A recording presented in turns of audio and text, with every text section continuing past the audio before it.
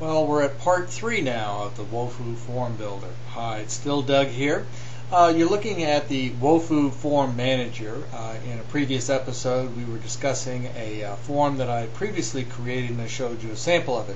But on this situation, we're going to create for ourselves a brand new form. And I simply click on the New Form tab, and this dialog box will show up. Just to give you some orientation here, over on the left-hand side we have the different fields that are going to populate this form. And as we start creating the form, I'll check on the appropriate box and we'll start building the form. First thing that I would like to do, though, is to put a title on the form. And up here at the title of the page, it currently says Untitled Form. I will click on the pencil to start my editing. Go over to the form name box, and in this case I'm going to call it a TV rating form. What we're going to be doing is creating a form that will later be embedded in my blog as well as on my website, where viewers of my internet TV channel can have an opportunity to post their ratings on the material that they're watching. In any case, that simply says TV rating.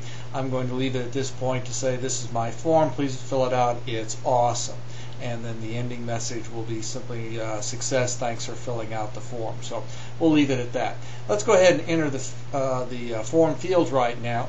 And I've already given it some thought to the layout, and one of the nice features about Wufoo is you're going through this and you start building the form, you'll start realizing that the person filling it out may encounter some questions or issues relative to answering or responding in a certain way. So there's a little bit of give and take as you develop it, and the more forms you create, obviously you do a lot better off, because not every form can be set up with a simple yes-no situation there, because you'll have a yes-no but condition that might come about there.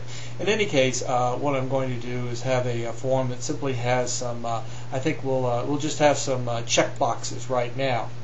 And we'll have a first, second, and a third choice. Actually, I'm going to have several choices there, but that'll be enough to get me started. I'll click the little pencil for the edit, and then we'll have the rating scale right here as I'll type the form title.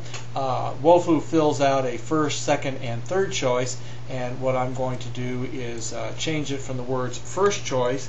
And if you were looking at this form and rating on the TV channel that you were seeing, is that this is a really stupid TV show. That will be their first choice. Second choice is going to be I fell asleep while watching. Obviously, I'm not getting very good ratings if they're choosing that one there. Third choice is going to be watch once was more than enough. Okay, I'm certainly getting the message here that they don't want any more coming across here. Now, while Wufoo defaults to giving you 3 choices, in this case I wanted several more, so I just simply clicked the green plus sign button there, and it popped up a 4th choice here. So I'm going to say there was a technical merit award, but no real prize for this particular TV show. And I'm going to add one more funny field there, or line there, that this is an Emmy award winning broadcast. So we'll see if I get any votes along that line at that high scale there. In any case, I've just typed them all up, and I simply click Save the Form, and I've just saved that form. Wufoo comes back and says, do you want to build another form, or would you like to go back and edit, enter data into it, integrate it into a website or blog, build another form, go back to the form manager, continue editing. What I usually like to do is, after I've saved the form at least once, is to click go back and look at the form, just see if I have any misspelled words, anything along that line, to make sure that everything is in order.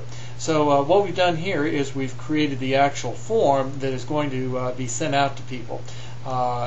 The next step would be to add any more fields that you might feel necessary by clicking the Add Another Field, or as we've already done there, is just click the Save Form. That takes you into the situation where maybe at this point you want to integrate it into your website or your blog post. What you'll get at this point will be the Code Manager, and the instruction reads, what I can see on my computer screen right now is a lot of hypertext code that I would just simply copy and then put it in the appropriate location on my website or blog. And once I have all that done, I'll give you a preview of how that would look as far as this actual form being inserted on my website or blog. But in the next episode, what I would like to cover for you is creating an actual report, so it'll be of some use to you. So stay tuned and come back for another video here of how we would create the necessary form, the necessary report to take advantage of all the information coming in.